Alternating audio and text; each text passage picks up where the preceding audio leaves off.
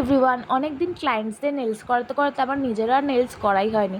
তো ফার্স্টে আমি নেলসগুলোকে ভালো করে কেটে ফাইলিং করে নিলাম। ফাইলিং করে দেন আমি কিউটিকল পুশ করে নিলাম। তোমরা চাইলে কিউটিকল পুশ করেও ফাইলিং করতে পারো, কিন্তু আমার এটা সুবিধা হয় বলে আমি এরকম করে করি।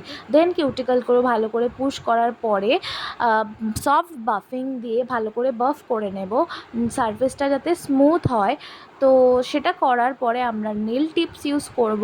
নেল টিপসগুলো আমি একটা গ্লুয়ের সাহায্যে নেলসে লাগিয়ে নেব। দেন তারপরে আমি আমার মতো করে একটা শেপ দিয়ে দেব। আমি মিডল শেপ দিয়েছিলাম, মিডল ঠিক না, একদম স্মল না, মিডলও না, মোটামুটি একটা অ্যাভারেজ সাইজ দিয়েছিলাম, যাতে কোনো কাজ করতে আমার প্রবলেম না হয় বা আমার কোনো কিছু যাতে না সমস্যা হয় বা উপড়ে না যায় ঠিকঠাক, কারণ আমি বড় নেলস করলে আমার একটু প্রবলেম হয়।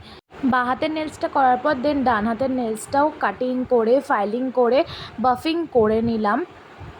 তো তোমরা এই নতুন নতুন ইউনিক টেকনিক্স জানার জন্য আমার 1 সেপ্টেম্বর থেকে আমার first nail extension batch start হচ্ছে।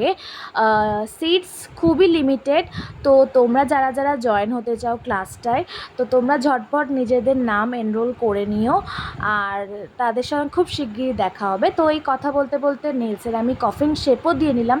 দেন আমি একটা বিল্ডার জেল ইউজ করব, যেহেতু আমি নেল এক্সটেনশন জেল এক্সটেনশন করছি, তো সেই জন্য আমি বিল্ডার জেলটা ইউজ করব খুব ভালোভাবে।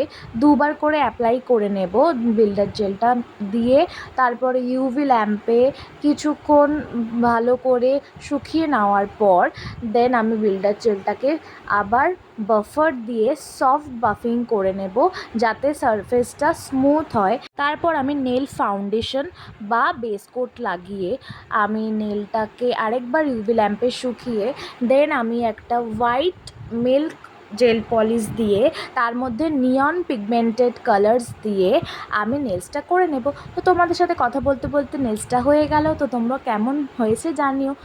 আর আমার ফার্স্ট ব্যাচে আমি খুব লিমিটেড কিছুজনকে নিয়ে ক্লাস করাবো, যাতে সবাইকেই প্রপার নলেজটা দিতে পারি। তো সবার সঙ্গে দেখা হচ্ছে, তোমরা ঝটপট করে নাম এনরোল করে নাও। সবাইকে টাটা।